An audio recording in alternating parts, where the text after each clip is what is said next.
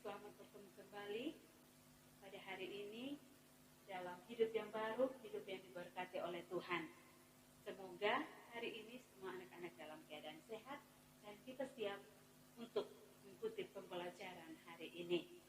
Sebelumnya kita masuk dalam pembelajaran hari ini, kita memuji Tuhan dengan pujian yang mengatakan Roh Kudus telah hadir di sini. Kita menyanyi sama-sama ya, kita menghayati arti lagu ini supaya kita mengerti kehendak Tuhan dalam hidup kita. 1, 2, 3. Roh Kudus kau hadir di sini. Roh Kudus kau mengasihiku. Kau lembut, kau manis, kaulah penghiburku, penolongku, diutus Bapakku. Ku buka hati untuk Roh-Mu Tuhan. Ku buka hati menyembah-Mu Yesus. Jamalah kami, penuhi kami dengan kuasa Allah Maha Tinggi. Silakan Irna pimpin kita dalam doa pembuka.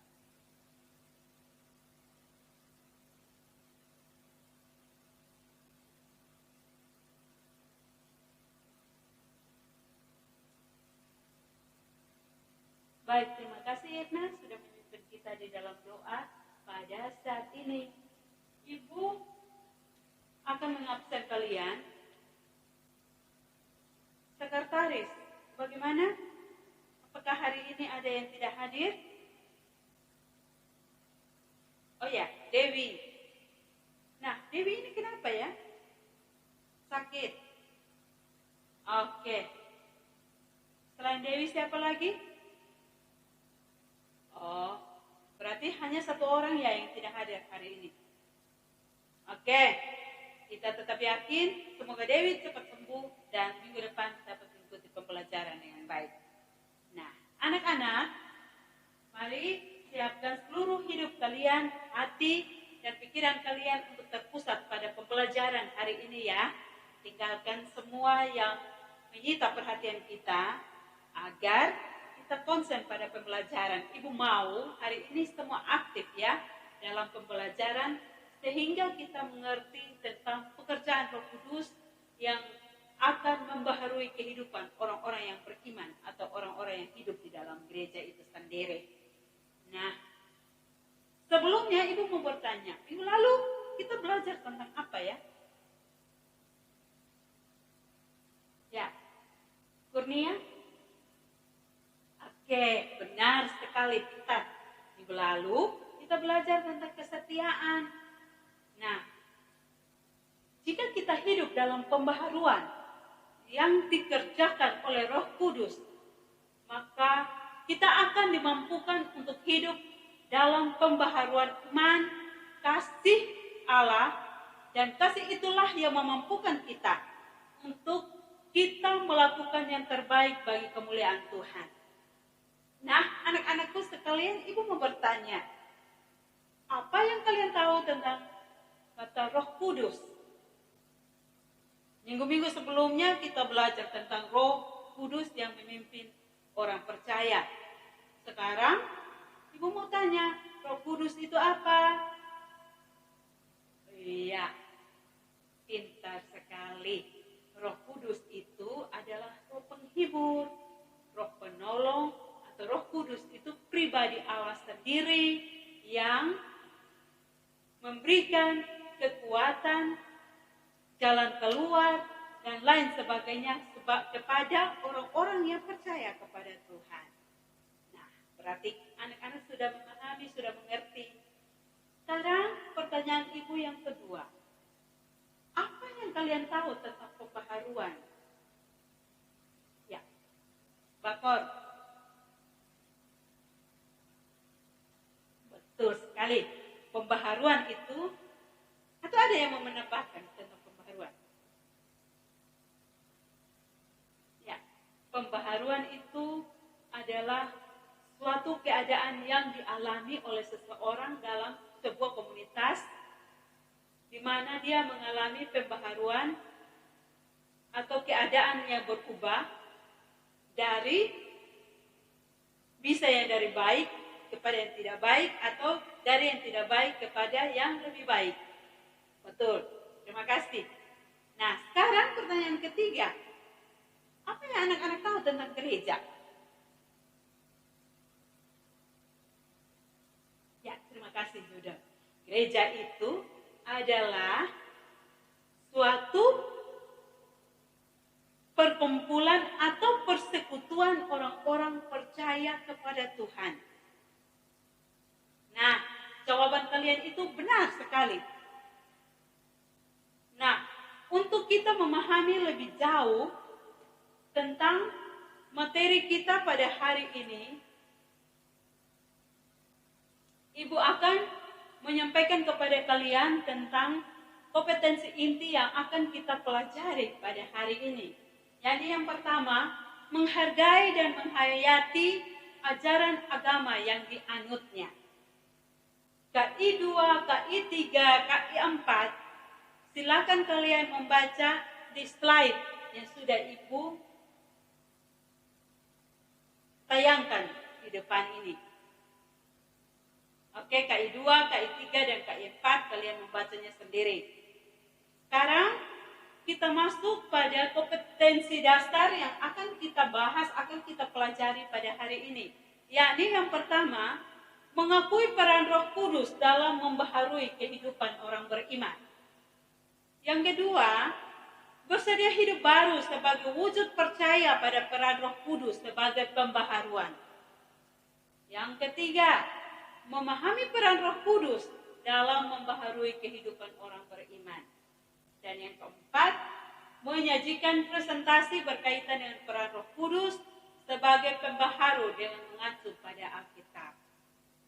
Ya anak-anak, adapun tujuan pembelajaran kita pada hari ini adalah memahami keberadaan Allah sebagai pembaharu kehidupan manusia dan alam. Yang kedua, mengalami peran Roh Kudus dalam membaharui kehidupan bersama. Yang ketiga, menciptakan kebersamaan dengan orang lain tanpa kehilangan identitas. Dan yang keempat, menguraikan peran Roh Kudus dalam membaharui gereja. Yang kelima, menyusun langkah-langkah untuk menjadikan gerejanya lebih inklusif.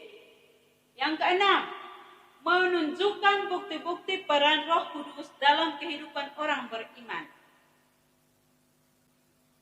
Yang ketujuh, menyampaikan presentasi berkaitan dengan peran Roh Kudus sebagai pembaharu. Dan yang terakhir, membuat karya dalam bentuk puisi atau lagu yang melukiskan tentang peran Roh Kudus dalam kehidupan bergereja. Adapun metode yang kita pakai hari ini dalam pembelajaran kita adalah discovery learning. Nah, jenis penilaian yang Ibu pakai untuk menilai kalian dalam seluruh kegiatan hari ini adalah penilaian sikap. Yang kedua, penilaian pengetahuan. Dan yang terakhir adalah penilaian keterampilan. Nah, anak-anak, silakan kalian mengamati video yang Ibu tayangkan tentang pengertian Roh Kudus yang membaharui gereja.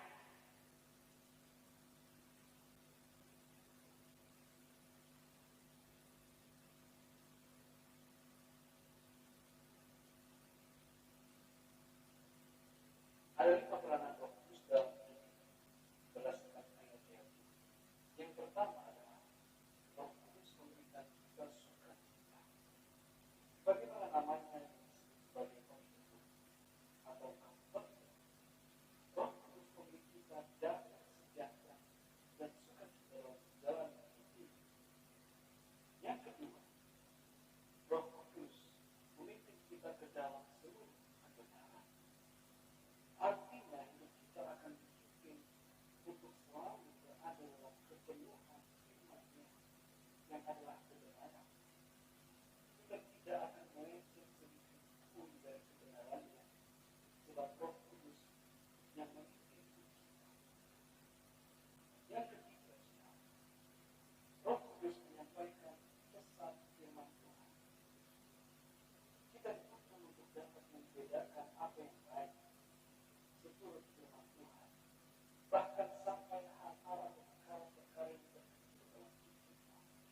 Roh Kudus berbicara menyampaikan kehendak Tuhan bagi kita. Dalam hal ini penting sekali agar kita melatih kepekaan untuk mendengar suara Roh Kudus dan mentaati suara Roh Kudus. Apa yang Roh Kudus sampaikan tidak akan berlawanan dengan firman Tuhan. Yang keempat, Roh Kudus memberitahukan kepada kita tentang hal-hal yang akan datang secara luas maupun hanya untuk pribadi kita. Roh Kudus meningkatkan hal-hal yang akan datang sehingga kita mengetahui apa yang akan terjadi ke depan di dalam rencana Tuhan. Namun demikian kita harus menjaga diri dan hati agar tidak jatuh dalam dosa, nubuatan palsu, dan ramalan-ramalan. Kalau Roh Kudus tidak bicara dan tidak memberitahukan sesuatu di masa depan kita, maka kita tidak boleh berpura-pura bahwa Dia berbicara dan menyampaikan sesuatu. Penting sekali agar kita berdiam dan menantikan Roh Kudus berbicara dengan tetap tekun membaca firman. Yang kelima, Roh Kudus memuliakan nama Tuhan Yesus. Salah satu peranan penting Roh Kudus adalah menuntut kita untuk selalu memuliakan dan mengasihi Tuhan Yesus. Roh Kudus tidak akan menentang Tuhan. Nah, baik anak-anak, kalian telah mendengar atau melihat dan menonton tentang peranan Roh Kudus itu sendiri. Nah, Ibu mau bertanya kepada anak-anak, bagaimana peran Roh Kudus dalam hidup orang beriman? Ya, silakan. Cynthia.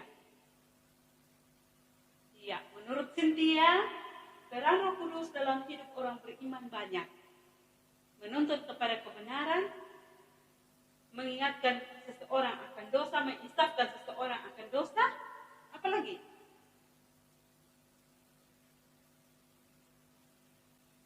Iya, belajar untuk setia dalam segala perkara. Benar sekali, terima kasih, pintar Cynthia. Yang kedua, pembaharuan yang bagaimanakah yang dirasakan oleh kalian ketika hidupmu dibaharui oleh Roh Kudus? Nah, kira-kira kemana? Ketika Roh Kudus hidup atau baharui kita, kira-kira apa yang kita rasakan? Silakan, Romi. Ya, menurut Romi, jika kita sudah dibaharui oleh Roh Kudus, maka hidup kita akan senantiasa melakukan hal-hal yang baik yang berkenan kepada Tuhan. Contohnya apa? Ya, baik, terima kasih. Contohnya, dulunya malas ke gereja, sekarang rajin ke gereja. Yang kedua apa? Dulunya malas baca Alkitab, sekarang rajin baca Alkitab. Ya, dulunya malas berdoa, tapi sekarang rajin berdoa.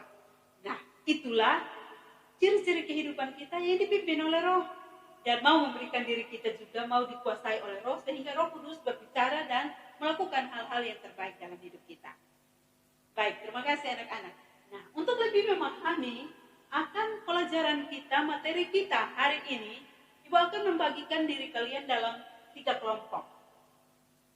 Ya, betul. Deretan ini kelompok 1, deretan ini kelompok 2, dan deretan yang sebelah sini kelompok 3. Oke, silakan bentuk dalam satu kelompok. Bagaimana caranya supaya kalian bisa mengerjakan bersama-sama? Pilih ketua kelompok dan sekretaris kelompok. Ya, 1 sudah? Oke, sudah pilih. Kelompok 2 sudah pilih? Kelompok 3 sudah pilih? Oke. sekarang Ibu bagikan LKPD-nya buat kalian untuk mengerjakan soal-soal yang ada di LKPD ini. Kelompok 1, kelompok 2, ya, kelompok 3. Baik, perhatikan LKPD yang sudah ada di tangan kalian masing-masing. Nah, kerjakan LKPD itu atau soal-soal itu di dalam satu kertas, entah HVS atau boleh bergaris, dan buku paket yang akan menuntun kalian dalam mengerjakan soal-soal yang ada di LKPD itu, ada buku paket yang sudah ada di tangan kalian, dan juga Alkitab yang kalian semua bawa Alkitab ya? Semua bawa Alkitab? Oke, baik, terima kasih. Ya, yang menjadi dasar bagi kalian, dan selain buku paket itu, kalian bisa membacanya dari Alkitab tadi, yakni dari Yeremia 31 ayat 31 sampai ayat yang ke-33. Yang kedua, kalian juga bisa membacanya dari Kisah Para Rasul pasal 2 ayat 17 sampai 19. Yang ketiga, dasarnya juga kalian bisa membacanya dari Galatia 3 ayat 26 sampai 29. Dan yang terakhir, kalian juga bisa membacanya dari Galatia 5 ayat 18. Ya, itu bahan referensi bagi kalian dalam mengerjakan soal LKPD yang ada. Yang berikut Ibu mau kasih tahu bahwa setelah kalian mengerjakan semua soal yang ada, jawabannya dikumpulkan dan dipresentasikan di depan kelas. Setelah itu, kelompok yang lain boleh menyimak, boleh mendengar, dan jika kurang jelas apa yang disampaikan oleh kelompok yang sudah presentasi tadi, bisa kalian memberikan kritik, ataukah kalian mau bertanya, dan lain sebagainya. Oke. Ketika kalian mengerjakan soal yang ada di LKPD itu, Ibu akan membantu, mungkin ada yang kurang jelas di tiap kelompok soalnya mungkin, dan juga Ibu sekalian akan memberikan penilaian bagi pribadi masing-masing atau kelompok yang ada. Sambil kalian kerja, Ibu berikan nilai dan lain sebagainya. Waktu Ibu kasih 3 menit untuk mengerjakan soal-soal yang ada. Silakan dikerjakan dari sekarang.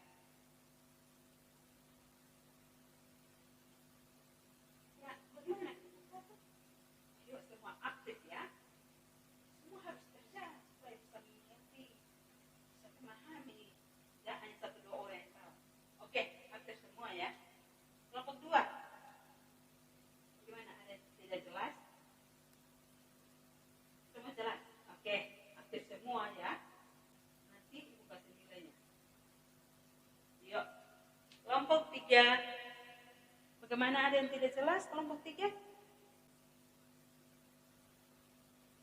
Oke, jika jelas silakan kerjakan. Waktu, ingat waktu ya.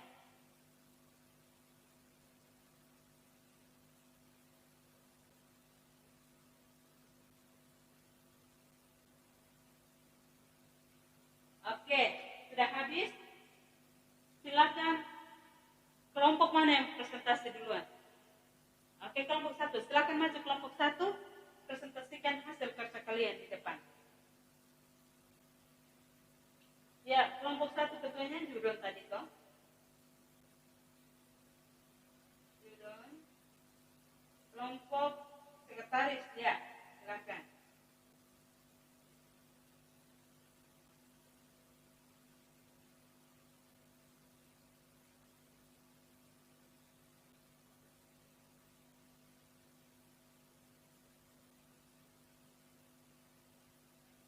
Oke, sudah. Kelompok 1 sudah? Ya, sekarang Ibu kasih kesempatan bagi kelompok 2 dan 3. Mungkin ada yang mau menanggapi atau bertanya, atau ada usul, saran? Tidak ada? Berarti jawaban kelompok 1 benar semua. Karena tidak ada yang mau bertanya, tidak ada yang menanggapi dan lain sebagainya. Ya, berikan aplaus untuk kelompok 1. Ya, sekarang giliran kelompok 2. Presentasi di depan kelas.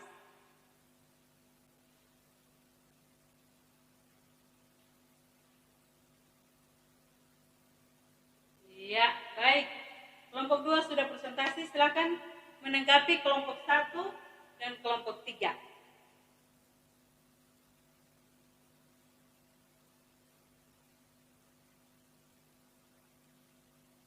Ya, kelompok, ada yang mau tanya?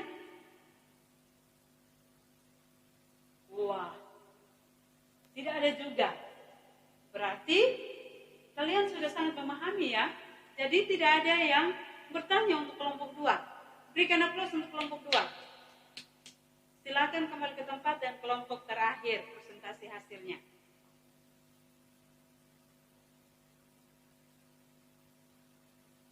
Ya.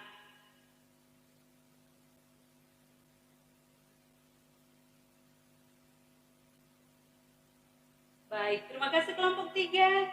Silakan kelompok 1 dan 2. Jika kurang jelas, silakan ditanyakan, ditanggapi, atau ada usul dan saran.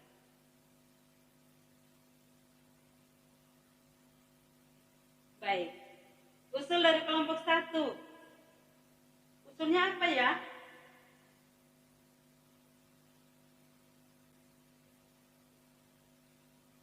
Oh, usulnya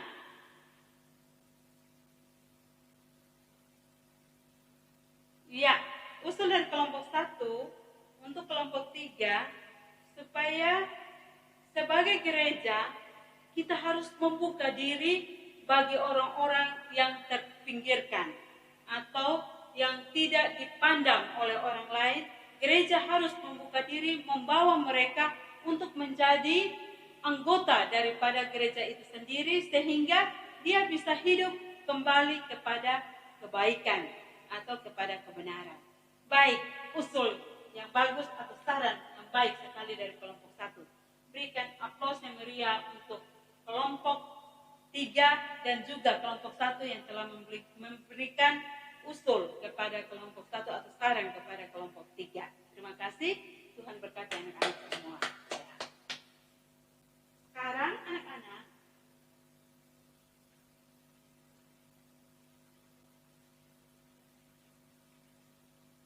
apa yang telah dikerjakan oleh kalian itu semua benar. Ada yang kurang? Tadi sudah diberikan usul atau saran dari teman-teman tadi. Atau sudah dilengkapi oleh teman-teman kelompok 1 tadi bagi kelompok 3. Jadi, Ibu memberikan apresiasi yang tinggi kepada anak-anak atas tanggung jawab kalian dalam mengerjakan tugas yang sudah diberikan atau diskusi tadi. Sekarang Ibu akan memberikan penjelasan kepada kalian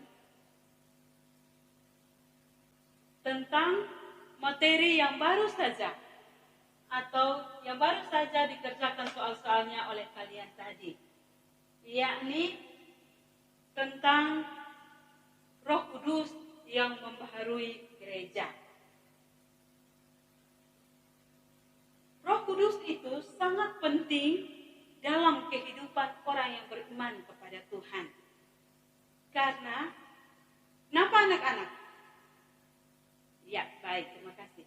Karena Roh Kudus itu hadir sebagai pribadi Allah sendiri yang ada yang datang kepada manusia untuk membaharui manusia supaya hidupnya jauh lebih baik. Roh Kudus bisa menolong, bisa menginsafkan manusia, bisa menyadarkan manusia akan tingkah lakunya, akan kehidupannya yang tidak berkenan kepada Tuhan. Roh Kudus juga bisa memberikan sukacita atau damai sejahtera bagi orang yang percaya kepada Tuhan. Roh Kudus bisa memimpin kita kepada kebenaran, bisa membawa kita kepada kebaikan. Roh Kudus juga menyampaikan pesan firman Tuhan di dalam hati kita. Roh Kudus juga akan memberitahukan kepada kita hal-hal yang akan datang. Karena itu sebagai anak-anak yang percaya kepada Tuhan, kita harus belajar peka terhadap Roh Kudus. Sehingga kita bisa mengerti kehendak dan rencana Tuhan dalam hidup kita. Roh Kudus juga membantu kita supaya kita bisa memuliakan Tuhan dalam hidup. Kita bisa menjadi teladan di dalam setiap kehidupan kita sebagai orang yang percaya kepada Tuhan. Nah, kehadiran gereja sebagai suatu komunitas yang baru sangat membawa perubahan yang paling dasar dalam kehidupan gereja perdana pada saat itu. Atau gereja mula-mula pada saat itu. Anak-anak tentunya sudah tahu bahwa latar belakang dari kehidupan para murid yang dipanggil oleh Tuhan pada saat itu rata-ratanya adalah nelayan. Di mana pendidikan mereka tidak tinggi, kehidupan mereka sederhana, tetapi ketika mereka mau menyerahkan diri untuk menjadi murid Tuhan dan dipimpin oleh Roh Kudus, maka ada gerakan-gerakan baru, perubahan-perubahan baru yang terjadi dalam kehidupan mereka. Sehingga dengan berani mereka pergi untuk menyatakan kemuliaan Allah bagi semua orang yang ada di sekitar mereka saat itu. Kalian juga bisa membacanya dalam Kisah Para Rasul pasal 2 ayat 1. Mereka tidak takut lagi terhadap ancaman apapun yang mungkin akan datang melanda kehidupan mereka pada saat itu. Dan kenyataannya, memang ancaman-ancaman itu terus datang dan silih berganti.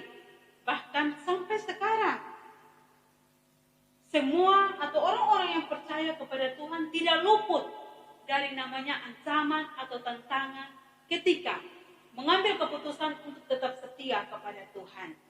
Contoh, ada pendeta yang ditembak ketika berkhotbah.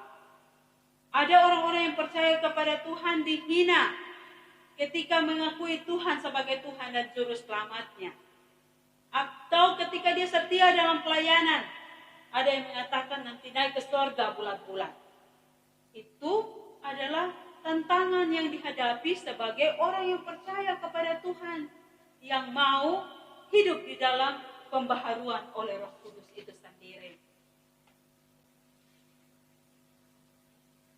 Ya, kita akan melihat bagaimana gereja sebagai komunitas yang inklusif, atau bagaimana gereja sebagai suatu komunitas yang terbuka bagi semua orang. Hendaklah gereja atau kita sebagai orang yang percaya kepada Tuhan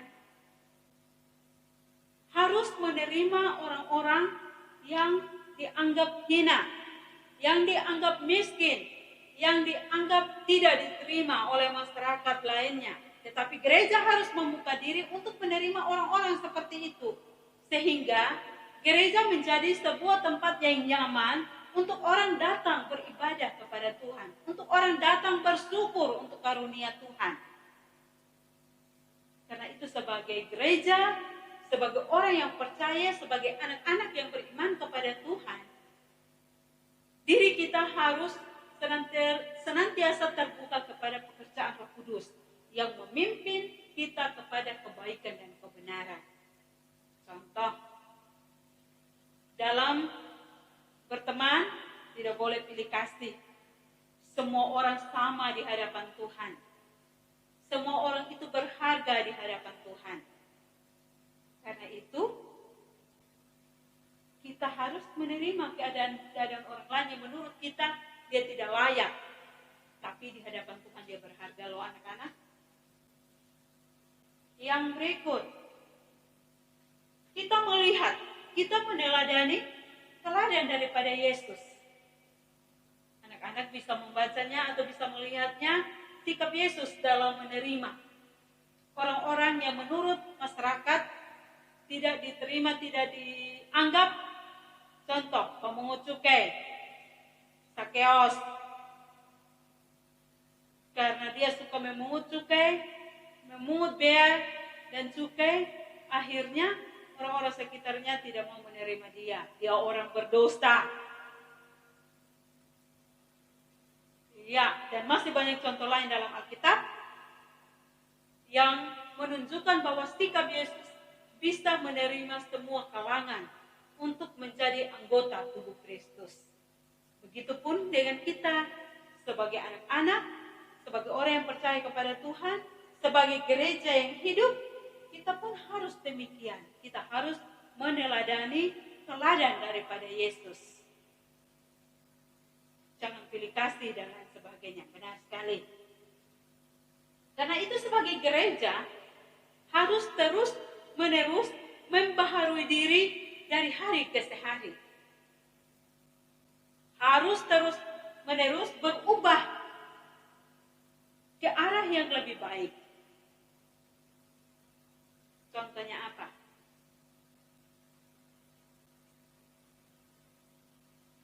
Iya, betul. Seperti tadi. Dari yang tidak suka baca Alkitab, sekarang menjadi suka karena sudah mengalami pembaharuan budi yang datang daripada Allah sendiri. Yang kedua, tidak suka berdoa, tapi sekarang rajin berdoa. Tidak suka ke gereja, tapi sekarang rajin gereja dan lain sebagainya.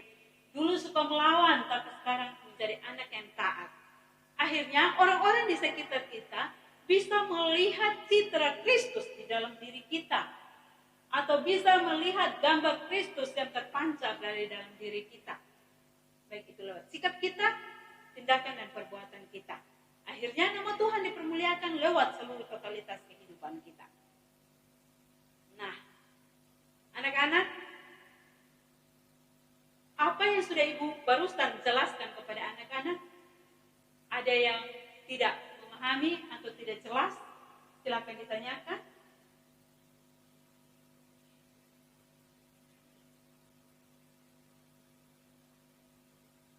Ya, baik.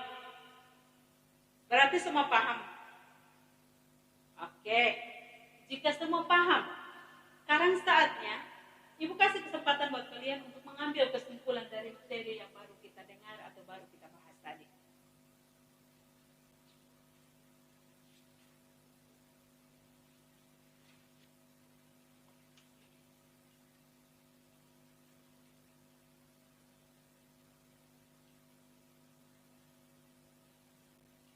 Silakan.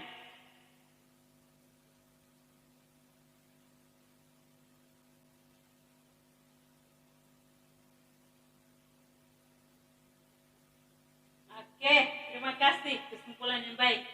Ya, Ibu akan melengkapi kesimpulan kalian pada pembahasan kali ini adalah yang pertama, pembaharuan itu adalah anugerah Allah.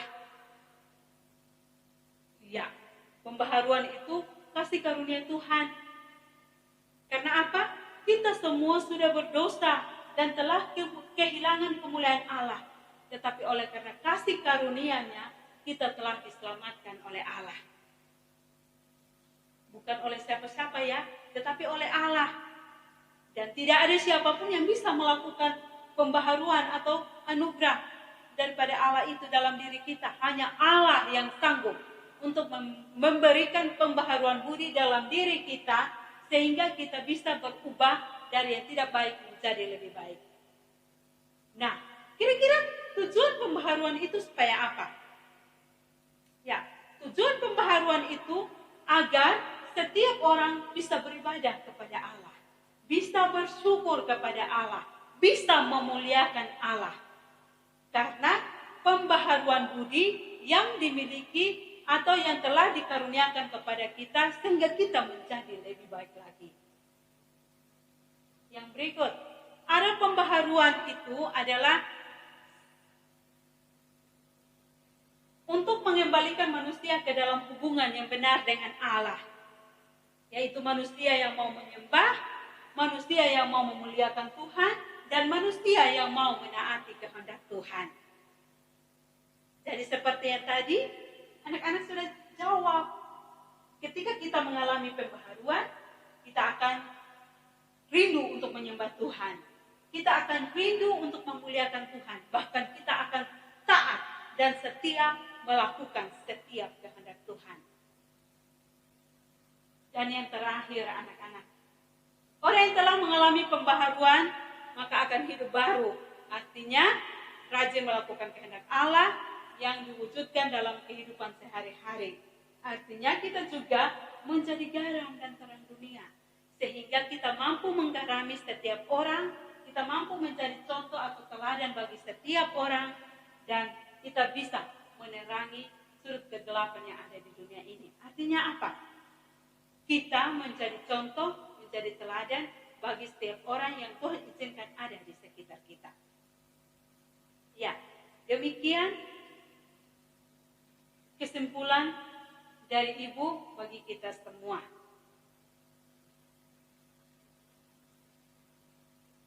Ya, untuk mengetahui lebih jelas tentang pemahaman kalian tentang materi yang baru saja kita simpulkan atau sudah kita bahas tadi, Ibu akan memberikan LKPD kepada kalian untuk mencari tahu sejauh mana pemahaman kalian tentang materi tadi. Ya, tugas ini dikerjakan secara individu dan setelah itu kalian mengembalikannya pada Ibu akan memberikan penilaian, ya, pribadi ya, penilaian, dan minggu depan Ibu akan membagikan hasilnya kepada kalian. Oke, kerjakan secara pribadi atau sendiri-sendiri, individu. 2 menit waktu Ibu kasih.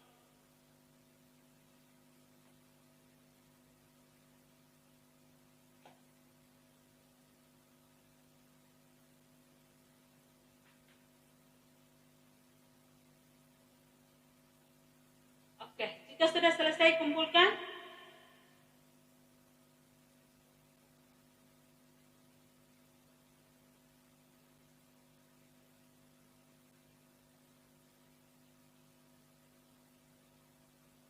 Oke,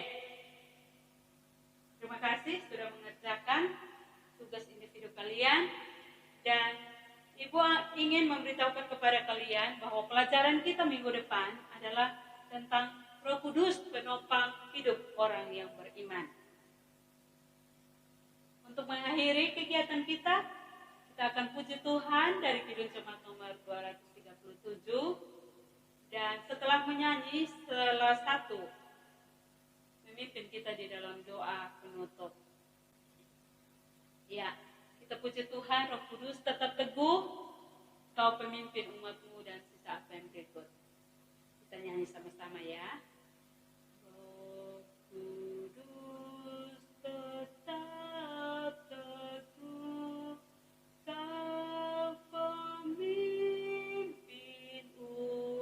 umat-Mu, tuntun kami yang lemah lewat gurun dunia, jiwa yang letih lesu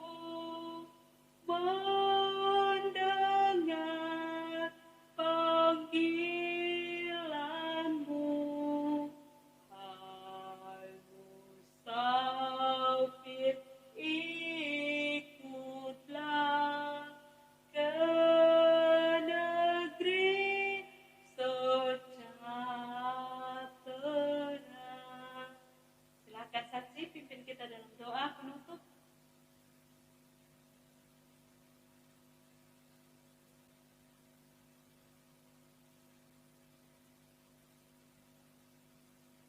Amin. Terima kasih saksi sudah pimpin kita di dalam doa penutup hari ini. Ya, baik. Sekian pertemuan kita kali ini anak-anak. Tuhan Yesus memberkati kita semua dalam menjalani kehidupan. Tetap jaga kesehatan sehingga kita bisa mengikuti pembelajaran pada minggu depan. Terima kasih. Tuhan Yesus memberkati kita semua. Salam.